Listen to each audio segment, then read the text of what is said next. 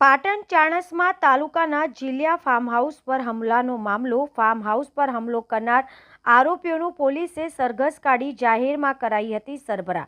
સમગ્ર ક્ષત્રિય ઠાકોર સમાજમાં હતો રોષ. આજે અલ્પેશ ઠાકોર સહિત સમાજના આગેવાનોએ જિલ્લા પોલીસ વડા સાથે કરી બેઠકમાં સમાજના આગેવાનોની માંગણીઓ સ્વીકારતા ક્ષત્રિય સમાજની સભા મોકૂફ કરાઈ. ફરજમાં બેદરકારીના ભાગરૂપે પોલીસ કર્મચારીઓ પર કરવામાં આવી કાર્યવાહી. પાટણ એલસીબીમાં ફરજ બજાવતા પોલીસ કર્મચારીઓને કરવામાં આવ્યા સસ્પેન્ડ. એલસીબીમાં ફરજ બજાવતા યુએચસી બિન હથિયારધારી પોલીસ કર્મચારી અને APMC assistant police constable suspend કરાયા. હસમુખસિંહ યુએચસી બિન હથિયારધારી police, Atulkumar UHC, Kuldeepkumar UHC, Kiranbhai APC assistant head constable કરાયા સસ્પેન્ડ. રિપોર્ટર પંકજ સાધુ, પાટણ. પાટણમાં જે પ્રકારની પ્રવૃત્તિઓ, જે પ્રકારની સામાજિક પ્રવૃત્તિઓ ઉદ્ભવી રહી છે, તો પોલીસ દ્વારા કડકમાં કડક હાથે કાર્યવાહી તો કરવામાં આવે છે. ગુજરાતના નાયબ મુખ્યમંત્રી જ્યારે કહેતા હોય કે કોઈ પણ ચમરબંધીને છોડવામાં નહીં આવે, એનો દાખલો આપણે અહીંયા પણ જોયો છે ને ગુજરાતમાં પણ જોયો છે. પરંતુ આ બધાની વચ્ચે કોઈ ગુનેગારોના હામી બનતું હોય તો એની સામે પણ સરકાર, પોલીસ તંત્ર કડક હાથે કાર્યવાહી કરવા માગે છે.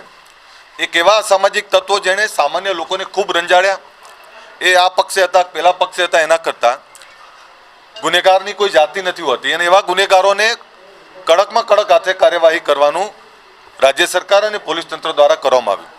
પરંતુ એમાં પણ કેટલાક ભ્રષ્ટ અધિકારી કર્મચારીઓ દ્વારા ક્યાં બીજી રીતે ગુનેગારોને છાવરવા માટે, એમને મદદરૂપ થવા માટેનો પ્રયત્ન કર્યો હોય, એ ધ્યાનમાં આવતા એવા સામે પણ કાર્યવાહી કરવી એવી અમારી માંગણી હતી.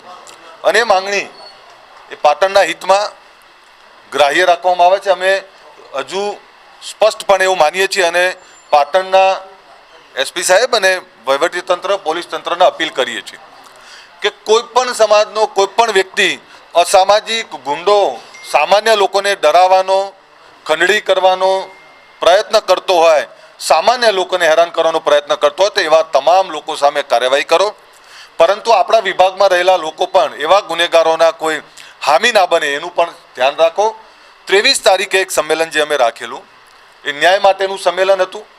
પરંતુ એમાં હું ફરીથી આપને કહું કે કોઈની સામેનું સંમેલન નહોતું. આ ગુનેગારને સજા 100% થવી જોઈએ, પણ એમાં કોઈ નિર્દોષ દંડાતો હતો, એ નિર્દોષ માટેની વાત છે.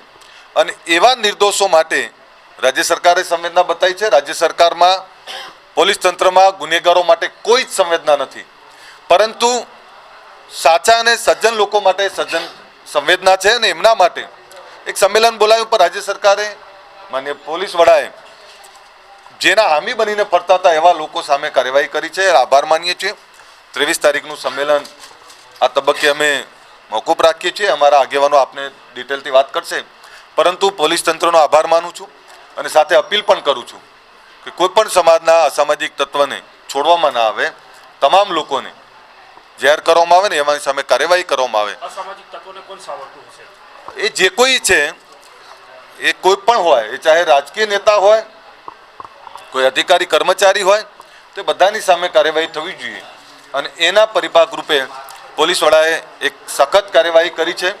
ગુનેગારોમાં પણ ભયનો માહોલ છે, અને ગુનેગારોના હામી બનતા હોય એવા કોઈ પણ એમની વચ્ચે પણ ભયનો માહોલ છે. પરંતુ હું તમામ અધિકારીનો આભાર માનું છું કે જેમણે આજે કડકમાં કડક હાથે કાર્યવાહી કરી છે.